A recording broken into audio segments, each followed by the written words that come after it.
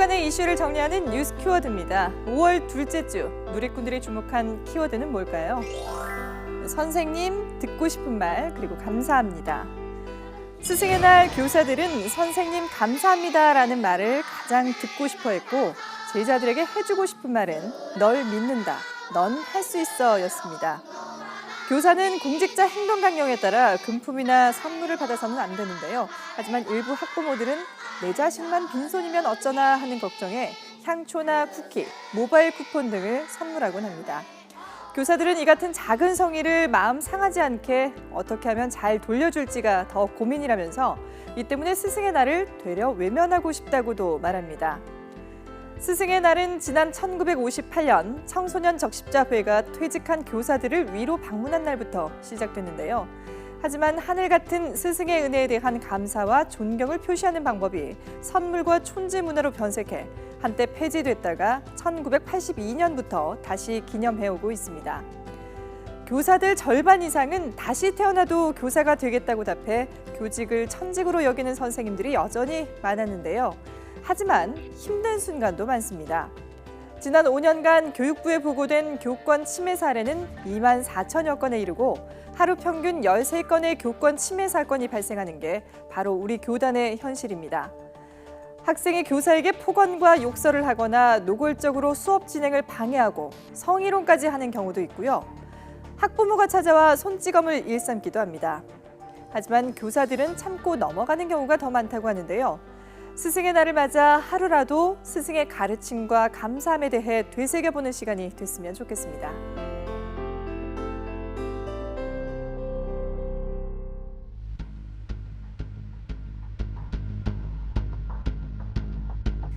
방조제 시신 사건을 수사해온 경찰이 피의자 조성호의 계획적 범행으로 결론 내렸죠. 최근 몇 년 사이 이처럼 살인을 저지른 뒤 시신을 훼손해 유기하는 끔찍한 사건이 잇따르고 있습니다. 지난 2012년 집으로 가는 20대 여성을 납치해 살해한 오원춘. 범행 수법은 극도로 잔혹했습니다.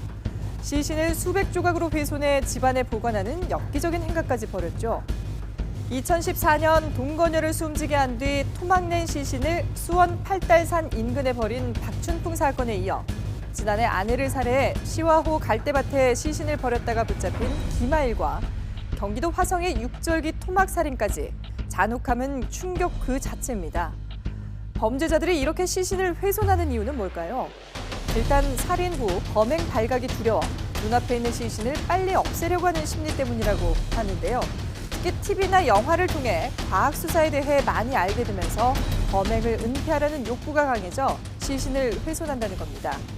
또 곳곳에 설치된 CCTV에 노출되거나 사체에서 자신의 지문과 DNA 등이 검출되는 데 대한 우려 때문이라고 전문가들은 분석합니다. 인터넷이나 영화 등 미디어의 영향을 지적하는 목소리도 있습니다. 상상력을 응용해 더 잔혹하고 엽기적인 행동을 한다는 건데요. 실제 연쇄살인 사건을 모티브로 한 2008년 영화에서는 전화로 피해자를 불러내 살해하는 범행 수법과 시신 훼손, 처리 장면을 노출했고요. 시신 일부를 개에게 주거나 절단된 신체를 냉장고에 넣어두는 등 잔혹한 장면으로 2차례 제한 상영 등급을 받았던 영화도 있었습니다. 이 때문에 잔인한 이미지를 떠올리게 하는 토막살인과 같은 표현을 자제하고 지나치게 적나라한 흉악 범죄 묘사 수위도 낮춰야 한다는 주장도 나옵니다.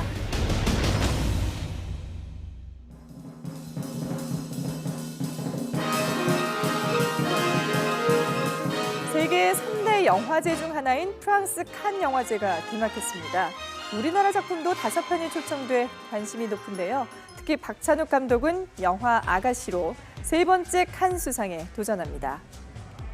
아가씨는 칸 영화제 최고상인 황금 종려상을 놓고 경쟁 부문 21편 중 하나로 이름을 올렸습니다. 깐느박이라는 별명이 말해주듯 박찬욱 감독은 칸 영화제와 인연이 깊습니다. 2004년 올드보이로 2등격인 심사위원 대상, 2009년 박쥐로 심사위원상을 수상했죠. 출품 때마다 상을 받아 이번에도 빈손이 아닐 거란 기대가 높은데요. 이번 칸에는 추격자와 황해로 칸 무대를 경험한 나홍진 감독의 신작 곡성이 비경쟁 부문으로, 연상호 감독의 부산행도 심야 상영작으로 초청됐습니다. 단편 영화 1kg과 히치하이커도 칸행 비행기에 몸을 실었습니다. 칸 영화제 경쟁 부문 진출은 2012년 임상수 감독의 돈의 맛과 홍상수 감독의 다른 나라에서 이후 4년 만인데요. 한국 영화의 자존심을 다시 세운 셈입니다. 우리나라 작품의 경쟁 부문 진출은 2000년 임권택 감독의 춘향전이 처음이었습니다. 임 감독은 2년 후 추하선과 함께 다시 한번 칸을 찾았는데요. 이 영화로 감독상을 받아 한국 영화 최초로 성과를 냈죠. 이후 칸에 4번이나 초청돼 칸이 사랑하는 감독으로 떠오른 홍상수 감독의 작품들, 그리고 이창동 감독의 미량과 임상수 감독의 하녀 등이 황금 종려상을 놓고 경쟁을 벌여왔습니다. 과연 박찬욱의 아가씨는 미소를 지을 수 있을까요? 그 결과는 영화제 마지막 날인 22일에 알 수 있습니다. 지금까지 뉴스 키워드였습니다.